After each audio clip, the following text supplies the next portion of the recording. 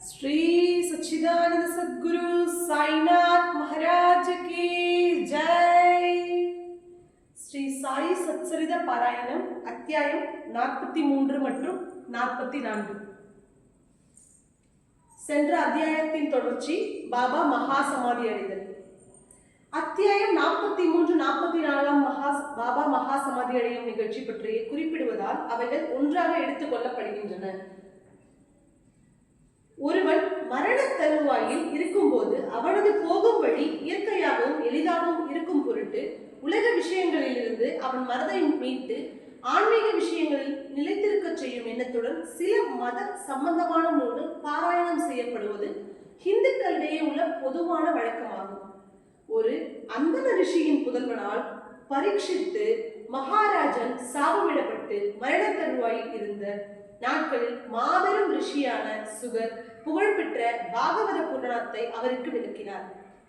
இப்பழக்கம் இன்றளவும் பின்பற்றப்பட்டு பகவத்கீதை, ஸ்ரீமத் பாகவதம் இன்னும் பல புனித நூல்களும் மரண தருவாயில் இருப்பவர்களிடம் வாசிக்கப்படுகிறது. கடவுளின் அவதாரமான பாபாவுக்கு அத்தகைய உதவி எதுவும் தேவை இருக்கவில்லை. ஆனால் மக்களுக்கு வழிகாட்டும் பொருட்டாக இவ்வழக்கத்தை அவர் பின்பற்றினார். தாம் விரைவில் காலமடைய போவதை அறிந்த அவர் வசே என்பவரை தம்மிடம் ராமவிஜயத்தை படிக்கும்படி கட்டளையிட்டார்.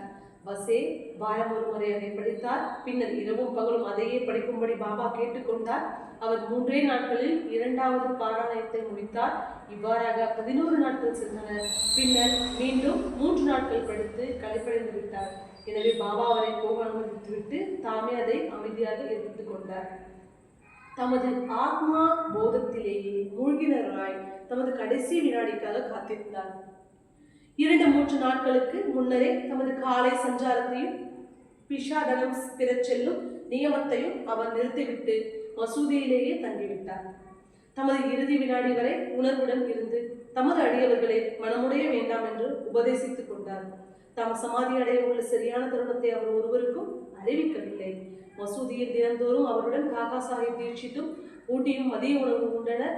ஆனால் அன்று அக்டோபர் 15ஆம் தேதி ஆரத்திக்கு பின்னர் பாபா அவர்களை தங்கள் இருப்பிடங்களுக்கு சாப்பிட செல்லும்படி கூறினார். என்றாலும் லக்ஷ்மிபாய் ஷிண்டே, பாகோஜி ஷிண்டே, பயாஜி, லக்ஷ்மண் பாலா ஷிம்பி, நானா சாஹேப் நிமோன்கர் போன்றவர்கள் அங்கேயே இருந்து கொண்டனர். ஷாமா கீழே படிகளில் அமர்ந்திருந்தார். லக்ஷ்மிபாய் ஷிண்டேவுக்கு ரூபாய் 9 கொடுத்த பின்பு பாபா தமது மசூதியில் சௌகரியமாய் இல்லை என்றும் ஊட்டியினுடைய தகடி வாதாவுக்கு எடுத்துச் செல்லப்பட வேண்டும் என்றும் அங்கு தாம் நலமுறுவிட போவதாகவும் கூறினார். இக்கடைசி மொழிகளை எதிர்த்துவிட்டு பயாஜி போதி மேனியில் சாய்ந்து கொண்டு உயிர் நீத்தார். அவரது மூச்சு நின்றுவிட்டதை பாகோஜி கவனித்து கீழே அமர்ந்திருந்த நானா சாஹேப் நிமோன்கரிடம் கூறினார். நானா சாஹேப் சிறிது தண்ணீர் கொண்டு பாபாவின் வாயில் ஊற்றினார். அது வெளியே வந்துவிட்டது. பின்னர் பலமாக ஓ தேவா என்று கதறினார். பாபா சிறிதே தமது கண்களை திறந்து ஆ என்ற மெல்லிய குரலில் கூறுவதை போன்றிருந்தது. ஆனால் பாபா தமது பூத உடலை சேமமாக நீத்து விட்டார் என்பது சீக்கிரமாக நிதர்சனமாயிற்று. பாபா காலமான செய்தி ஷிர்டி கிராமத்தில் காட்டு தீப்போல் பரவியது.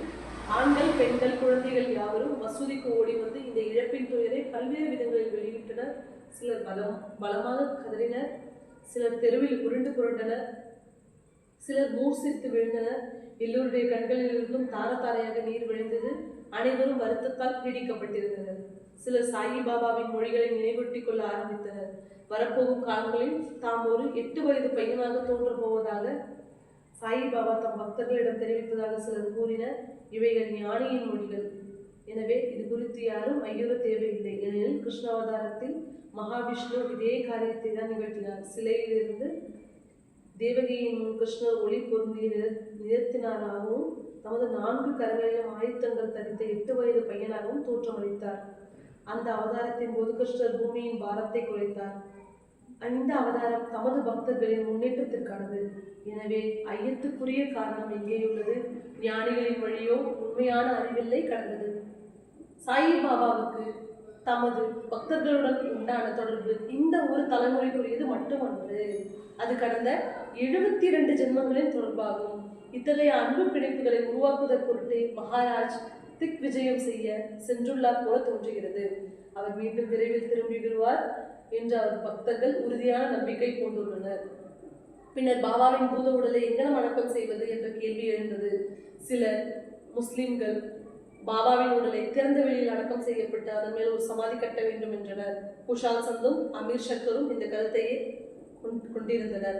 ஆனால் ராமச்சந்திர பாட்டீல் என்னும் கிராம அதிகாரி உறுதியான தீர்மானமான குரலில் கிராம பரிஷத்தை நோக்கி, எங்களுக்கு உங்கள் கருத்து சம்பந்தமில்லை, பாபாவை தவிர வேறு எவ்விடத்திலும் பாபாவின் உடல் அடக்கம் செய்யப்படக்கூடாது என்று கூறினார். மக்கள் இந்த விஷயத்தில் கருத்து வேறுபாடுகளை கொண்டு 36 மணி நேரம் வரை இதை பற்றி விவாதித்துக் கொண்டிருந்தனர். புதன்கிழமை காலை பாபா லக்ஷ்மண் மாமா ஜோஷியின் கனவில் தோன்றி அவரை தம் அருகில் அழைத்து, சீக்கிரம் எழுந்திரு பாபு சாஹேப், நான் இருந்து விட்டதாக நினைக்கிறார், எனவே அவர் வரமாட்டார், நீ வழிபாட்டை நடத்தி காக்கட் ஆரத்தி செய் என்றார். லக்ஷ்மணன் மாமா கிராம ஜோசியரும் ஷாமாவின் தாய் மாமாவும் ஆவார். அவர் ஒரு வைதீக பிராமணர். பாபாவை காலையில் வணங்கிய பின்னர் கிராம தெய்வங்களை வணங்கினார். பாபாவிடம் அவருக்கு மிகுந்த பக்தி உண்டு. இக்கனவுக்கு பின்னர் பூஜா திரவியங்கள் அனைத்துடன் வந்து மௌல்விகளின் எதிர்ப்பையும் பொருட்படுத்தாது உரிய சம்பிரதாயங்களுடன் பூஜையும் காலை ஆரத்தையும் காண்பித்து சென்று விட்டார். பின்னர் மத்தியானம் பாபு சாஹேப் ஜோக் மற்ற எல்லோரும் வந்து வழக்கம் போல் மத்தியான ஆரத்தியை செய்தனர். பாபாவின் இறுதி மொழிகளுக்கு கிராம மக்கள் உரிய மதிப்பு கொடுத்து அவர் தம் திருமேனியை பாதாவில் வைக்க முடிவு செய்து அதன் நடுப்பகுதியை தோண்ட துவங்கினார்.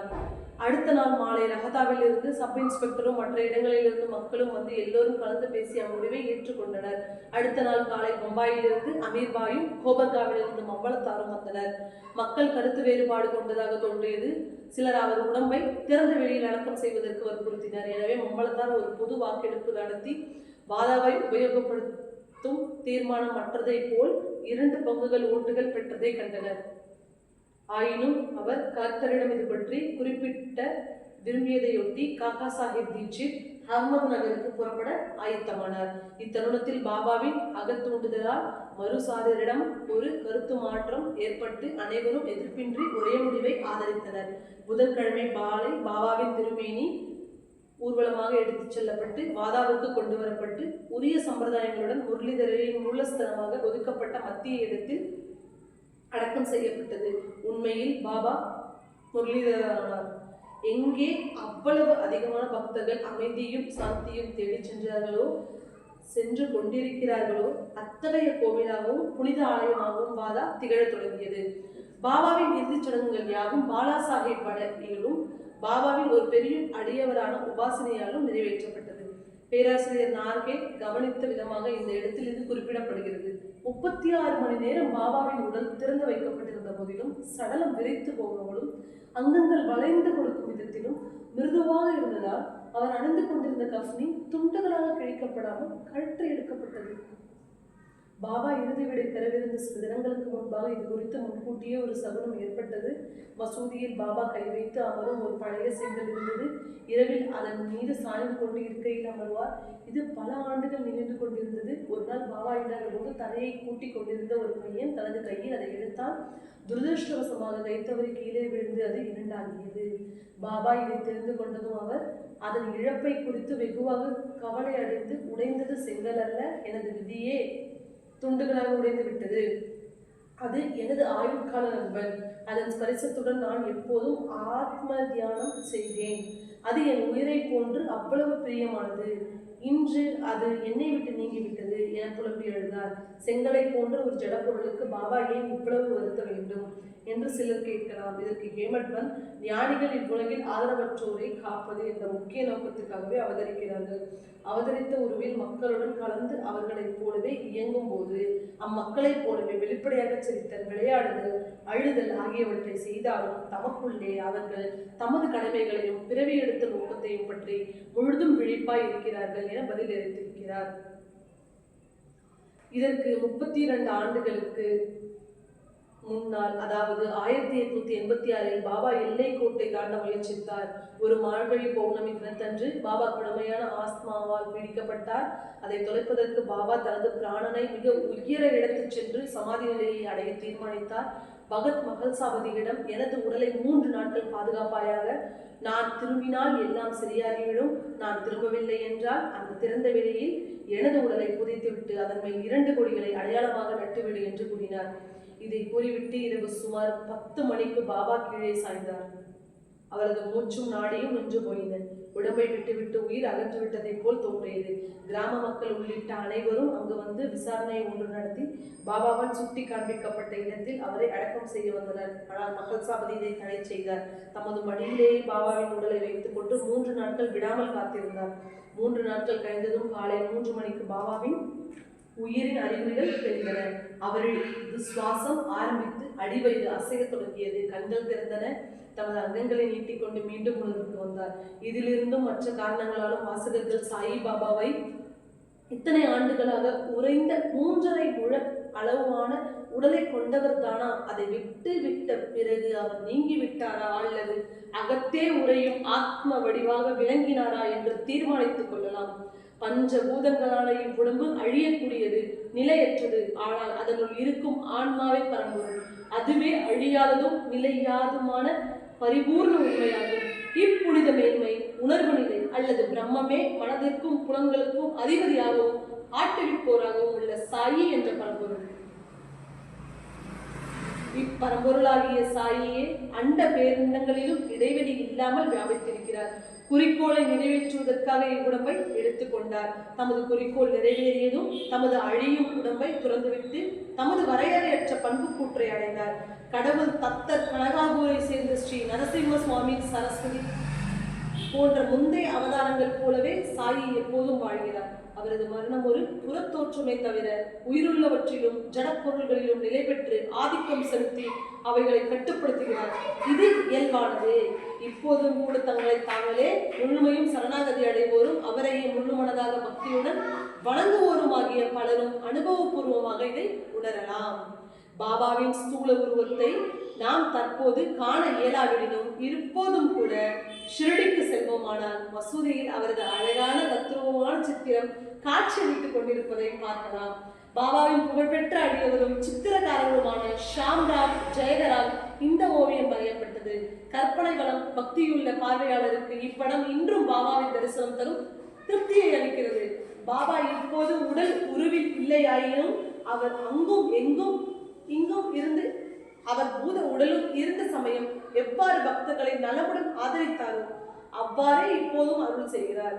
பாபாவை போன்ற ஞானிகள் மனிதர்களை போன்று தோன்றினாலும் இறப்பதே இல்லை. உண்மையில் அவர்கள் கடவுளே ஆவார். பாபு சாஹிப் ஜோகின் துறவு. ஜோகின் சந்நியாசத்தை பற்றிய செய்தியுடன் ஹேமட்பம் இந்த அத்தியாயத்தை முடிக்கிறார். புனேவை சேர்ந்த புகழ்பெற்ற பர்காரி விஷ்ணுபுவா ஜோக் என்பவரின் மாமா சகாராம் ஹரி என்ற பாபு சாஹிப் ஜோக் ஆவார். அவர் அரசாங்க உத்தியோகத்திலிருந்து 1909 ஓய்வு பெற்றதும் தமது மனைவியுடன் ஷிரடிக்கு வந்து வசித்தார். அவருக்கு குழந்தைகள் இல்லை.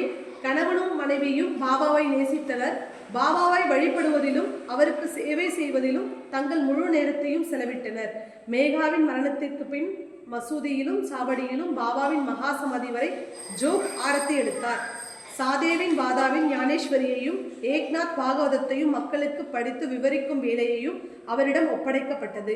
ஜோக் பல ஆண்டுகள் பாபாவுக்கு சேவை செய்த பின்னர் பாபாவை நோக்கி, நான் இத்தனை காலம் தங்களுக்கு சேவை செய்தேன். எனது மனம் இன்னும் அமைதியும் சாந்தியும் பெறவில்லை.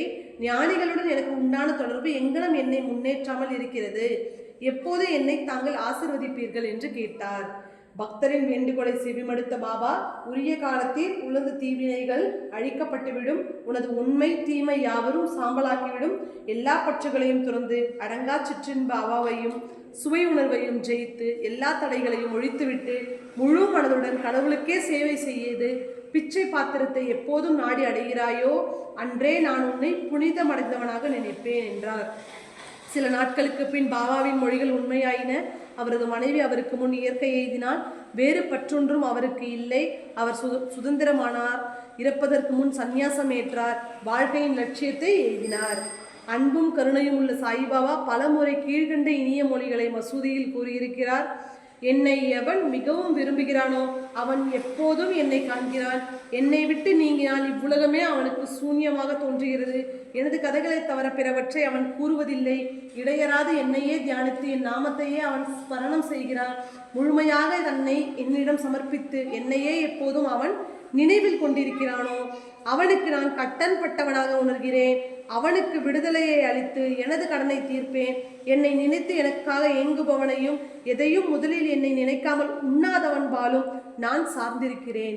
இங்கனம் என்னிடம் வருபவன் 6 கடலுடன் ஒன்றாவது போல் என்னுடன் 2 கலக்கிறான். பெருமையையும் அகங்காரத்தையும் விட்டொழித்து விட்டு எல்லளவும் அவற்றின் அடையாளம் கூட இல்லாதபடி விலக்கி உங்கள் இதயத்தே அமர்ந்து கொண்டிருக்கிற என்னிடம் உங்களை பூர்ணமாக சமர்ப்பிப்பர்களாக. பலமுறை சாய்பாபா யார் இந்த நான் என்பதை விளக்கியிருக்கிறார். அவர் கூறினார், நீங்கள் தொலைதூரமோ அல்லது எங்கேயோ என்னை தேடிக்கொண்டு போக வேண்டாம். உங்களது நாமத்தையும் ரூபத்தையும் நீக்கினால் உங்களுக்குள்ளும் அதே போன்று அனைத்து ஜீவராசிகளுக்குள்ளும் உள்ளதாயிருக்கும் உணர்வு அல்லது பெற்றிருக்கும் உணர்வு நிலை காணப்பெறுகிறது. அது நானே ஆகும். இதை உணர்ந்து கொண்டு உங்களிடத்தும் எல்லா ஜீவராசிகளிடத்தும் என்னை காண்பீர்களாக. இதை நீங்கள் பயிற்சிப்பீர்களானால் சர்வ வியாபகத்தை உணர்ந்து என்னுடன் ஒன்றாகும் நிலையை நீங்கள் பெறுவீர்கள். எனவே வாசகர்களுக்கு ஹேமட்பந்த் வணக்கம் தெரிவித்துவிட்டு எல்லா தெய்வங்களையும் ஞானிகளையும் பக்தர்களையும் மரியாதை செய்யும்படி பணிவுடனும் அன்புடனும் வேண்டிக் கொள்கிறார். எவனொருவன் பிறர் மீது குறை கூறி குற்றம் கொண்டு குதர்க்கம் செய்கிறானோ அவன் என்னை உள்ளத்தில் துளைத்து காயப்படுத்துகிறான். ஆனால் எவன் கஷ்டப்பட்டு பொறுமையுடன் இருக்கிறானோ அவன் என்னை மிக அதிகமாக சந்தோஷப்படுத்துகிறான் என்று பாபா அடிக்கடி கூறியதில்லையா? பாபா இங்கு நம் எல்லா ஜந்துக்களிடமும் ஜீவராசிகளிடமும் வியாபித்து அவைகள் பாலும் எல்லா திசைகளிலும் சூழ்ந்திருக்கிறார். எல்லா உயிர்களிடமிருந்தும் அன்பை தவிர வேறு எதையும் அவர் விரும்புவதில்லை. இத்தகைய புனிதமான அமிர்தம் எப்போதும் பாபாவின் திருவாயினின்று பெருக்கெடுத்தது. அவர் தம் புகழை அன்புடன் பாடுவோர் அதையே பக்தியுடன் கேட்போர் ஆகிய இருவரும் சாயியிடம் ஒன்றாகி விடுகிறார்கள். ஸ்ரீ சாயியை பணிக. அனைவருக்கும் சாந்தி நிலவட்டும். அத்தியாயம் 43 மற்றும் 44 இங்கு முடிவடைகிறது. ஸ்ரீ சத்குரு சாய்நாத் மகாராஜ் கி ஜெய்.